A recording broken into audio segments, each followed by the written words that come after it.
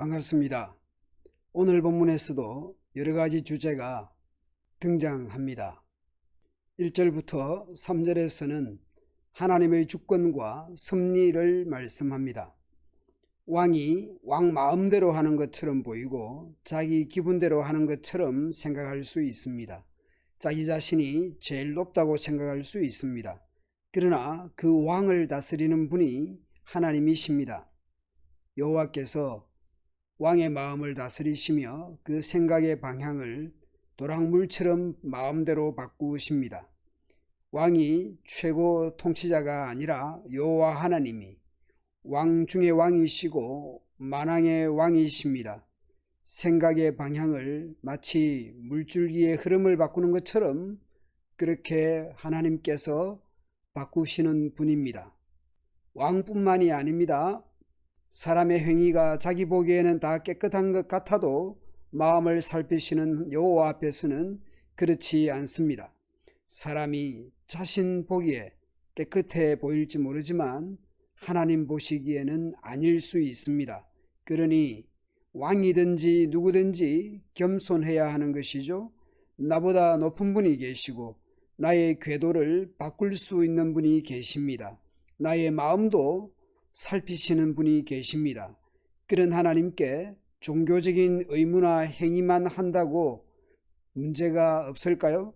종교적인 의무를 다하면 하나님께서 기뻐하실까요? 의롭고 공정한 일을 하는 것이 제사를 드리는 것보다 여호와를 더 기쁘시게 합니다. 따라서 삶의 자리에서 이웃과의 관계에서 내가 어떻게 살아가느냐 하는 것이 더 중요할 수 있습니다. 창세기 4장의 가인의 제사를 생각해 보십시오. 일상에서 죄를 다스리지 않고 선을 행하지 않으면서 하나님께 그저 제물을 갖다 바치는 것으로 그 제물과 자신이 받아들여질 수 있습니까? 네가 옳은 일을 했다면 왜 내가 네 예물을 받지 않겠느냐? 너는 죄를 이겨야 한다. 왕이든 지도자든 누구든 일상에서 제대로 살아가는 것이 중요합니다. 무엇이 옳고 정의로운 것입니까? 먼저 정의롭지 못한 경우들을 보십시오. 악한 경우들을 보십시오. 거만한 눈과 교만한 마음은 정의롭지 못합니다. 결과적으로 성공해 보여도 악인의 성공은 죄가 됩니다. 성공보다 더 중요한 것은 그 사람이 어떤 사람인가, 사람 됨됨이가 더 중요하다고 할 것입니다. 속여서 얻은 재물은 사라져가는 안개와 같고 죽음의 덕과 같습니다. 수당방법 가려가면서 살아야 하는 것이죠. 그 악인들은 어떻게 살아갑니까? 악인은 폭력을 사용합니다. 악인은 옳은 것에는 관심이 없습니다. 죄인의 행위는 삐뚤어지고 잘못되었습니다. 악인은 다투기를 더 좋아한다고 할 수 있습니다. 악인은 악을 갈망하기 때문에 그의 이웃도 불쌍히 여기지 않습니다. 자기중심적이고 이기적이기 때문에 악인은 이웃에게는 관심이 없습니다. 이웃은 자신의 수단이 될 뿐이고 내 욕심을 채우는데 이웃을 이용할 뿐인 것이죠. 의로우신 하나님께서는 그런 악인들을 심판하실 것입니다.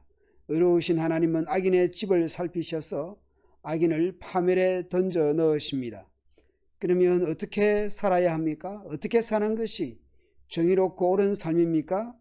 조금 전 악인들의 경우를 보면서 겸손하게, 부지런하게, 정직하게 경제활동도 하고 성공도 해야 할 것입니다. 그리고 이웃들에 대해서 어떻게 해야 합니까? 이웃을 불쌍히 여기지 않으면 악인입니다. 이웃을 이용해서 내 배를 채우면 악인입니다. 이웃에 대해서 불쌍히 여기면 의로운 사람인 것이죠. 악인의 특징이 악인은 악을 갈망하기 때문에 그의 이웃도 불쌍히 여기지 않습니다.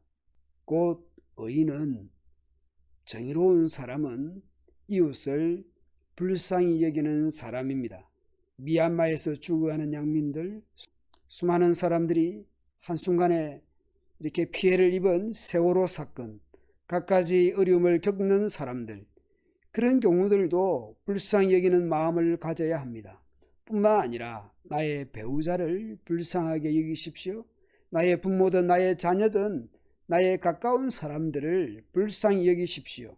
멀리 있는 이웃에게는 관심을 가지면서도 지척에 있는, 바로 가까이 있는 이웃에게 무관심할 수 있다는 것이 신기하기만 합니다.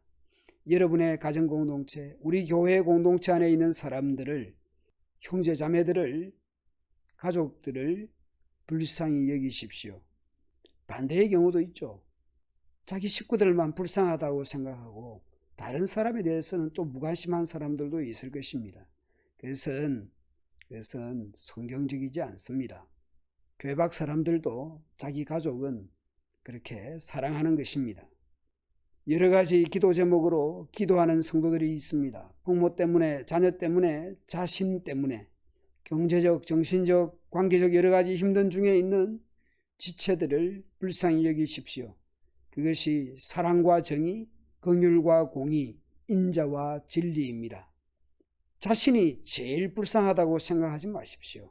사람이 귀를 막고 가난한 자의 부르짖음을 듣지 않으면 자기가 부르짖을 때에도 응답을 받지 못할 것입니다. 다른 사람의 어려움에 대해서는 무관심하면서 나의 어려움에 대해서는 깊은 배려와 관심과 사랑을 바랄 때가 있습니다. 요구할 때가 있습니다. 그것은 사랑과 정의가 아니고 그것은 개인주의고 이기적이고 교만한 것입니다. 비록 내가 어렵더라도 또 다른 사람들을 사랑하고 섬길 수 있습니다. 동시에 우리는 누군가로부터 사랑을 받아야 하는 존재들입니다. 언제든지 누구든지 불쌍히 여기는 마음을 가져야 합니다. 내 스스로 옳고 바르고 잘한다고 생각하지 마십시오. 나는 사랑이 많다고 생각하지 마십시오. 그것은 하나님의 판단에 맡기십시오. 나는 겸손하게 낮추십시오. 주님의 긍휼을 구하십시오.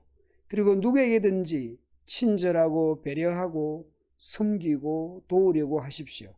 오늘도 하나님을 기쁘시게 하는 태도와 자세와 마음과 행함으로 살아가는 하루 되도록 합시다.